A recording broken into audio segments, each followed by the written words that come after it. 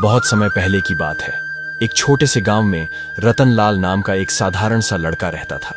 कई वर्ष पहले उसके माँ बाप मर चुके थे। अब उसके आगे पीछे कोई नहीं था। रतनलाल एक बहुत ही नेक दिल और सीधा साधा लड़का था। बाजार में उसकी एक छोटी सी मेवों की दुकान थी। उसकी आमदनी ठीक ठाक हो जाती थी, जिससे वो अपना गुजारा कर रहा था। रात को जब वह थका हारा अपने घर वापस लौटता तो घर सूना सूना सा लगता था। रतनलाल खुद ही 2 रोटियां पका लेता। जब कभी ज्यादा थका हुआ होता तो ऐसे ही सो जाता था। अगर कोई उसका रिश्तेदार होता तो उसकी शादी के बारे में सोचता, पर इस दुनिया में रतनलाल का कोई नहीं था। उसके पड़ोस में एक बुढ़िया रहती थी। सब उसे मौसी कहकर पुकारते थे, मानो वह जगत मौसी थी। उसे रतनलाल पर बड़ा ही तरस आता था। जब भी कोई तीज त्योहार या फिर कोई खास मौका होता तो मौसी अच्छे अच्छे पकवान बनाती और उसमें से थोड़े पकवान रतनलाल को भी दे आती थी। मौसी की एक भांजी थी जिसका नाम था सितारा, जो दूसरे गांव में अपनी मां के साथ रहती थी। सितारा बहुत गोरी थी और वह बहुत ही सुंदर थी। उसे अपने गोरे रंग और अपनी खूबसूरती पर बड़ा ही घमंड था। वह हर समय शीशे के सामने सजती स्वरती रहती और खिड़की से ताक झांक करती रहती। सितारा की विधवा मां को उसकी शादी की बहुत ही चिंता थी और अपनी बेटी के लक्षणों से वह बहुत ही परेशान रहती थी। लेकिन क्या करती, जेब में पैसा नहीं था और बिना दहेज के गरीब की बेटी को भला कौन ब्याहता है। एक दिन उसकी विधवा मां अपनी बहन यानी रतनलाल के पड़ोस में रहने वाली मौसी से मिलने के लिए आई। मौसी के पास वो अपनी बेटी के ब्याह का दुखड़ा लेकर बैठ गई। मौसी के दिमाग में फौरन पड़ोस में रहने वाले रतनलाल का ख्याल आया। सोचने लगी, शरीफ है और सीधा साधा लड़का है, सुंदर भी है। ऐसा लड़का तो चिराग लेकर ढूंढने पर भी नहीं मिलेगा। उसने अपनी बहन से कहा, तू चिंता मत कर, मैं अपने पड़ोस के रहने वाले रतनलाल से बात चलाती हूँ। बड़ा ही नेक लड़का है। बिना दहेज में पैसा खर्च किए ही लड़की सही घर में चली जाएगी। उसी शाम को मौसी ने एक प्लेट में 2 लड्डू लिए और रतनलाल के घर जा पहुंची। रतनलाल उस समय दुकान से लौटा था और उससे भूख लग रही थी, तो वह चूल्हा जलाने की कोशिश कर रहा था। मौसी को देखकर वह घर से आया, मौसी को घर में बिठाया और आने का कारण पूछा। मौसी बोली, बेटा, दिन भर का थका हारा वापस आकर तू रोटियां पकाता है, यह देखकर तो मेरा कलेजा जल उठता है। तू शादी ब्याह क्यों नहीं कर लेता? रतनलाल बोला, मौसी, तुम्हें तो मालूम है कि मेरे आगे पीछे कोई नहीं है, न कोई परिवार वाला है और न ही कोई रिश्तेदार। यह शादी ब्याह तो माँ बाप की जिम्मेवारी होती है ना। मेरा यहाँ पर कौन है जो मेरा ब्याह करवाएगा और मुझसे शादी करेगा भी कौन? इस पर मौसी तपाक से कहने लगी, अरे ना बेटा ना, ऐसी बात नहीं करते। मैं अभी जिंदा हूं ना, और फिर तुझे किस बात की कमी है? क्या मेरा बेटा नहीं है तू? वो सब तो ठीक है मौसी, लेकिन लड़की कहां पर है? मौसी ने झट से उसके मुंह में एक लड्डू ठूंस दिया और बोली, अरे बेटा, मेरी भांजी है ना, उसका नाम सितारा है। वह चांद की तरह खूबसूरत है। तू तो उसे देखता ही रह जाएगा। वैसे तो उसके लिए कई रिश्ते आए हैं, लेकिन मैंने तो अपनी बहन से साफ कह दिया कि रतनलाल से अच्छा लड़का तुम्हें कहीं नहीं मिलेगा। और मेरी सितारा है भी तो बहुत शुभ, तुम्हारा घर बन जाएगा।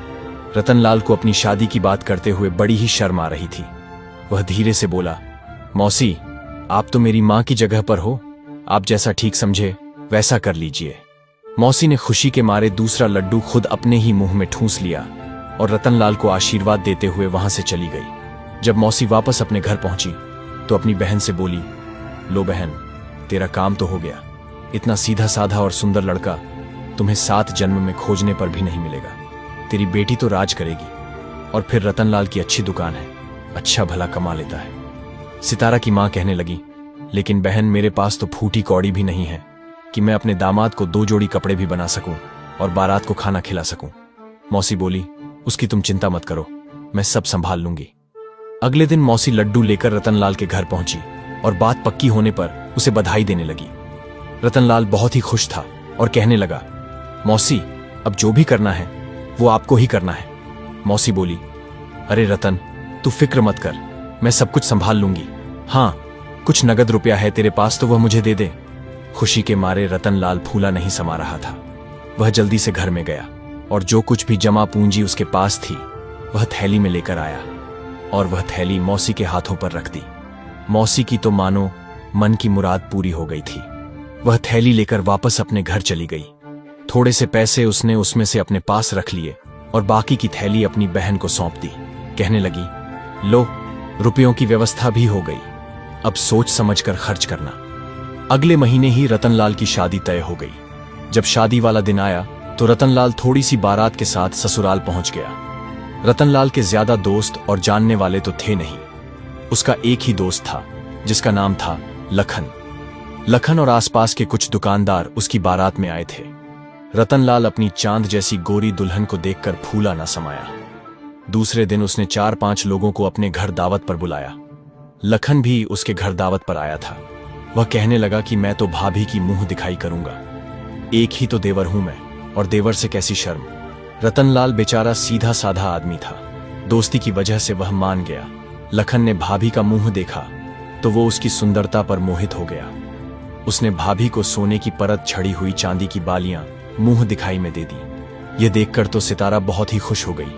इतनी कीमती मुंह दिखाई तो उसे किसी ने नहीं दी थी। असल में रतनलाल का दोस्त लखन अपने नाम का बिल्कुल उल्टा ही था। वह एक नंबर का बदमाश था। खाते पीते अमीर घर का बेटा था। बाप का अपना कारोबार था। पैसे की कोई कमी नहीं थी। थोड़ी देर तक वह कारोबार पर बैठता और फिर दिन भर आवारागर्दी करता था। रतनलाल के साथ वह पाठशाला में पढ़ता था। वहीं से दोस्ती हो गई थी। वैसे तो दोनों में जमीन आसमान का फर्क था। रतनलाल अपने अच्छे व्यवहार के कारण सबको अपने जैसा समझता था और सब पर विश्वास भी कर लेता था। कुछ दिन बीत गए। रतनलाल की पत्नी सितारा रतनलाल की सादगी से परेशान हो चुकी थी। वह चाहती थी कि वह सारा दिन सजी सौरी बैठी रहे और रतनलाल उसकी खूबसूरती की तारीफ करता रहे। रतनलाल उसे प्यार तो बहुत करता था, लेकिन उसे यह सब चोंचले नहीं आते थे और ना ही उसके पास समय था। बीवी के चोंचले उठाता तो फिर दुकान कैसे चलती। फिर भी वह हर दूसरे तीसरे दिन अपनी पत्नी के लिए तोहफे लेकर आया करता था, कभी चूड़ियां तो कभी सस्ते से झुमके। लेकिन सितारा को यह सब पसंद नहीं आते थे। सितारा को यह दुख था कि उसके पास सोने का एक भी जेवर नहीं है, सिवाय उन बालियों के जो लखन ने उसे दी थी। वह हर वक्त रतनलाल को ताने देती रहती। रतनलाल जब घर लौटता तो खाना पका हुआ नहीं होता था। उसकी पत्नी कहती कि लकड़ियां गीली थी, कभी कहती मेरे सिर में दर्द रहता है। रतनलाल बेचारा कभी खुद चूल्हा फूंकता तो कभी बाजार से पका पकाया खाना लेकर आ जाता। उसे अपनी कम कमाई का इतना एहसास कभी नहीं हुआ था जितना अब हो रहा था। उसे यह दुख भी था कि वह अपनी पत्नी को खुश नहीं रख पाता। दूसरी तरफ जब वह दुकान पर चला जाता तो उसका दोस्त लखन मिठाइयां और कीमती तोहफे लेकर उसके घर आ जाता। धीरे धीरे बेवकूफ सितारा लखन के जाल में फंसती चली गई। लखन उसे बहलाता फुसलाता और कहता कि तुम जैसी खूबसूरत औरत को तो राजकुमारी की तरह रहना चाहिए, तुम कहां इस भिखारी रतनलाल के चक्कर में फंस गई। सितारा को भी अब लगने लगा कि उसके साथ नाइंसाफी हुई है, जो उसे रतनलाल जैसे गरीब आदमी के साथ ब्याह दिया गया। उसे तो लखन जैसे किसी पैसे वाले की पत्नी होना चाहिए था, जो कि उसके लिए कीमती तोहफे लेकर आता और हर वक्त उसकी खूबसूरती की तारीफ करता। आखिरकार लखन ने एक दिन उसे समझाया कि तुम अपने पति को व्यापार करने के लिए परदेश भेज दो, फिर हम आजादी से मिल सकेंगे। मैं तुम्हें सोने के गहने बनवा दूंगा। सितारा उसके बहकावे में आ गई। उसने रतनलाल का सिर खाना शुरू कर दिया कि इस छोटी सी मेवे की दुकान से तुम कभी ज्यादा नहीं कमा पाओगे और इस तरह से हम ऐशो आराम की जिंदगी नहीं बिता पाएंगे जब तक कि तुम प्रदेश में जाकर कमाई ना करो। और तुम्हारी इतनी औकात भी नहीं है कि तुम एक नौकरानी ही रख लो। मैं सारा दिन काम करते करते थक जाती हूँ, दिन भर चूल्हा ही फूंकती रहती हूँ। इतना काम तो मैंने अपनी मम्मी के घर पर भी नहीं किया। अब रोज रोज की शिकायतों से तंग आकर रतनलाल ने परदेश जाकर कमाई करने का फैसला कर लिया। वह लखन को अपना दोस्त मानता था तो उसने इस बारे में लखन से सलाह ली। लखन ने भी उसकी हाँ में हाँ मिलाई और कहा, हाँ भाई, तुम्हें कमाई करने के लिए परदेश जाना चाहिए। आखिर कब तक इस छोटी सी दुकान से गुजारा करेगा। अब रतनलाल को सितारा की बात पूरी तरह से सही लगी। रतनलाल ने अपनी दुकान 1 साल के लिए अपने पड़ोसी दुकानदार को दे दी। उससे जो भी पैसे मिले उससे व्यापार करने के लिए कुछ माल खरीदकर वह सफर पर जाने के लिए तैयार हो गया। उसकी पत्नी झूठे आंसू बहाते हुए कहने लगी, जब तुम वापस आओगे तो फिर हमारे दिन अच्छे आ जाएंगे। हम दोनों के बेहतर भविष्य के लिए मैं तुमसे दूर भी रह लूंगी। भारी दिल के साथ रतनलाल सफर के लिए रवाना हो गया। जाते जाते वह लखन से कहकर गया कि जरा अपनी भाभी का ख्याल रखना, तुम्हारे भरोसे पर छोड़कर जा रहा हूं, इसे कोई तकलीफ ना हो। लखन ने विश्वास दिलाया कि तुम बिल्कुल निश्चिंत होकर जाओ, मैं भाभी को कोई तकलीफ नहीं होने दूंगा। उस जमाने में रेलगाड़ियां तो चलती नहीं थीं, लोग बैलगाड़ियों पर ही सफर करते थे। 15 दिन का सफर तय करने के बाद रतनलाल एक बड़े से नगर में पहुंच गया और एक छोटे से घर में उसने ठहरने का इंतजाम कर लिया। घर का मालिक एक बहुत ही बूढ़ा और भला आदमी था। बूढ़ा आदमी अपनी बेटी के साथ रहता था। उसकी एक ही जवान बेटी थी, इसके अलावा उसका कोई नहीं था। उसने रतनलाल को घर में एक कोठड़ी किराए पर दे दी। घर के मालिक को जब यह मालूम पड़ा कि रतनलाल सैकड़ों मील दूर से व्यापार करने के लिए आया है और पैसा कमाना चाहता है, तो उन्होंने रतनलाल को समझाया, बेटा, इस शहर में व्यापार जरा संभल कर करना। इस शहर के लोग बहुत ही बेईमान और कामचोर हैं। रतनलाल ने उनकी सलाह को ध्यान में रखा और वहां पर व्यापार करने लगा। 10 महीने तक व्यापार करने के बाद रतनलाल को घर की बहुत याद आने लगी थी और उसने घर वापस जाने का फैसला भी कर लिया। जबकि उसने अपनी पत्नी सितारा को एक चिट्ठी लिखी थी कि वह 2 महीने के बाद वापस आएगा और उसके लिए तोहफे भी खरीद कर लाएगा। लेकिन अब उसे घर की बहुत याद आने के कारण उसने पहले ही जाने का फैसला कर लिया।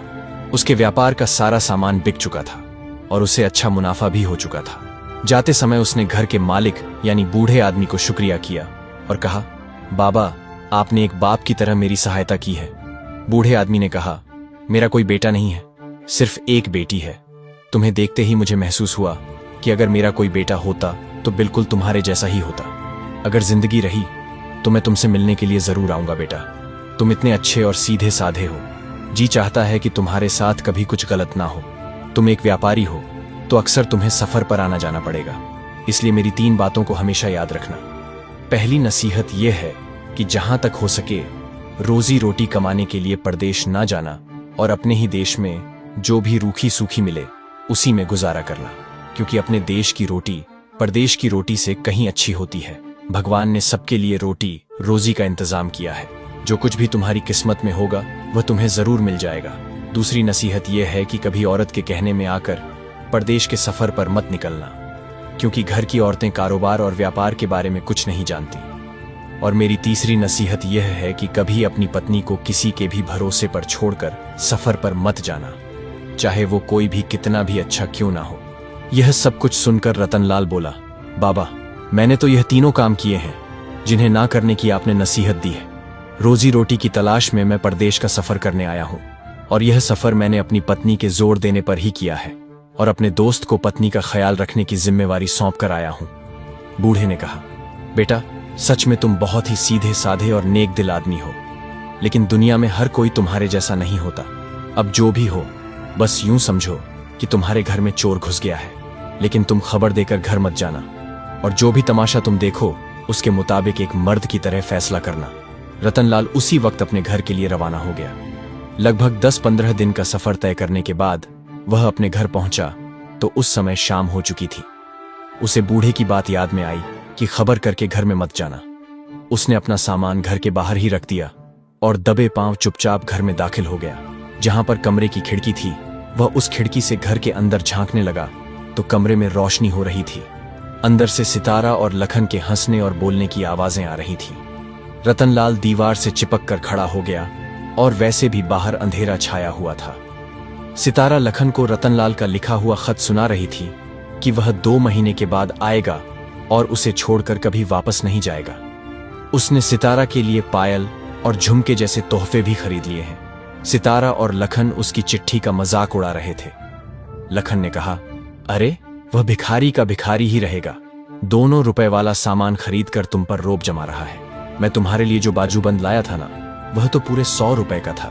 सितारा बोली, तुम्हारा और उसका क्या मुकाबला है? मुझे तो यह सोचकर उलझन हो रही है कि वह आएगा तो हम कैसे मिलेंगे। लखन बोला, तुम 2-3 महीने के बाद उसे फिर से व्यापार करने के लिए परदेश भेज देना। उस गड्ढे की नकेल अब तुम्हारे हाथों में है। इस बात पर दोनों ठहाका लगाकर हंसने लगे। रतनलाल यह सब कुछ सुन रहा था।